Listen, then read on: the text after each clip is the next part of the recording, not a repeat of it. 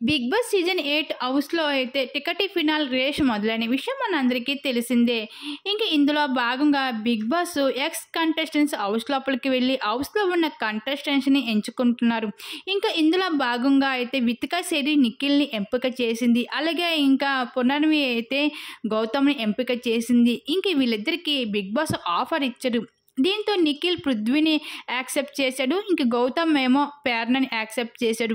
ఇక అసలైన టాస్క్ ఇప్పుడే మొదలైందని చెప్పాలి. ఇంకా సెకండ్ లెవెల్ టాస్క్లో గౌతమ్, నిఖిల్, పృథ్వీ, ప్రేరణ వీళ్ళు నలుగురు అయితే పార్టిసిపేట్ చేశారు ఈ టాస్క్లో.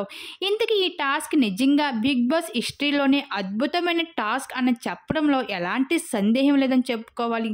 ఇంక టాస్క్ ఏమిటి అనుకుంటున్నారా?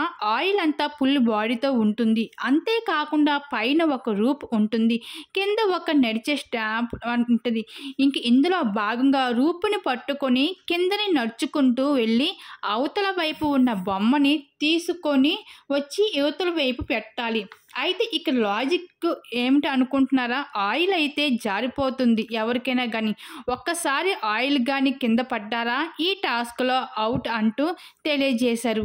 అయితే ఈ టాస్క్లో నెక్స్ట్ లెవెల్ ఆడారని చెప్పాలి నలుగురు.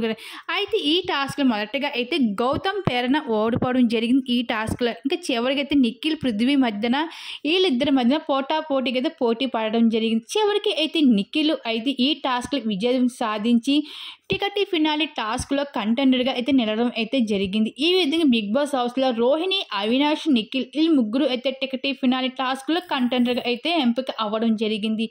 అయితే వీళ్ళు ముగ్గురులో మరి ఈ మొదటి ఫైనలిస్ట్ ఈ టికెట్ ఫినాలి సొంతం ఎవరు చేసుకుంటారో మరి చూడాల్సింది.